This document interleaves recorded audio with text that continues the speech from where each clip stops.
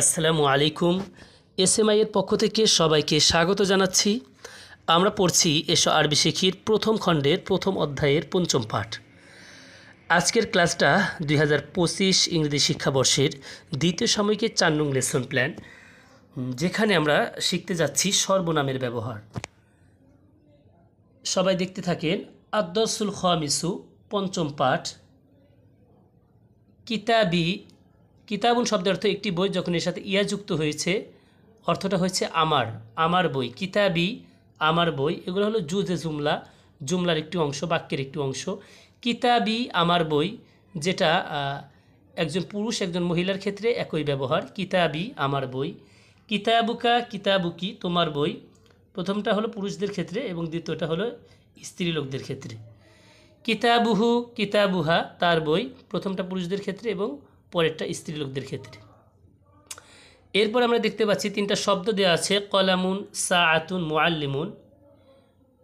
এগুলোই উপরের অনুকরণে এগুলো ব্যবহার হবে। যেমন কলামুন একটি কলম, কলামি আমার কলম, কলামুকা তোমার কলম, কলামুকি তোমার কলম, কলামুহু তার কলম, কলামুহা তার কলম।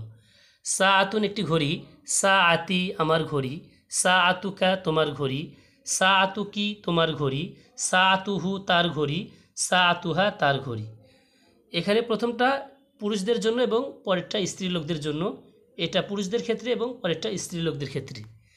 এরপরে দেখতে পাচ্ছি মুআল্লিমুন একজন শিক্ষক, মুআল্লিমি আমার শিক্ষক, মুআল্লিমুকা তোমার শিক্ষক, মুআল্লিমুকি তোমার শিক্ষক, মুআল্লিমুহু তার শিক্ষক, মুআল্লিমুহা তার শিক্ষক।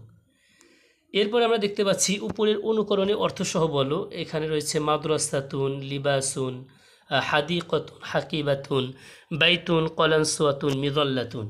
এগুলো আমরা উপরের অনুকরণে আমরা বাসায় একা একা সবাই প্র্যাকটিস করব। আশা করি সবাই এগুলো পড়তে পারবা। এরপর আমি কিছু শব্দ অর্থ এখানে রয়েছে। আবুন আব্বা, উম্মুন আম্মা, আখুন ভাই, আখুন ভাই, উখতুন বোন, আম্মুন চাচা, আম্মাতুন ফুফু, খলুন মামা, খলাতুন খালা।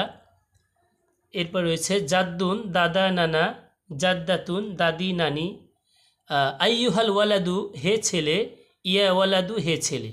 দুটোর অর্থই কিন্তু একই, কিন্তু এখানে মনে রাখতে হবে যে ইয়া ওয়ালাদু এটা ব্যবহার হয় অনির্দিষ্ট কোনো ব্যক্তির ক্ষেত্রে, ইয়া ওয়ালাদুটা ব্যবহার হয়। আর আইয়ুহাল ওয়ালাদুটা যে শব্দটা মারেফা মানে নির্দিষ্ট কোনো ব্যক্তির ক্ষেত্রে সেটা ব্যবহার হয়।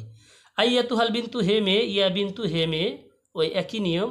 আইয়াতুহাল বিন্তু এটা নির্দিষ্ট কোনো মেয়ের ক্ষেত্রে ব্যবহার হয়, আর ইয়া বিন্তু এটা অনির্দিষ্ট কোনো মেয়ের ক্ষেত্রে ব্যবহার হয়। এরপরে আমরা নিচে আরও 3টি শব্দ অর্থ দেখতে পাচ্ছি। ইসমুন নাম, ইসমুন নাম, সদিকুন বন্ধু, আদুবুন শত্রু।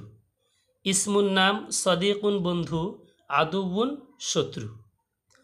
সবাইকে অনেক অনেক ধন্যবাদ দীর্ঘ সময় ধরে ভিডিওটি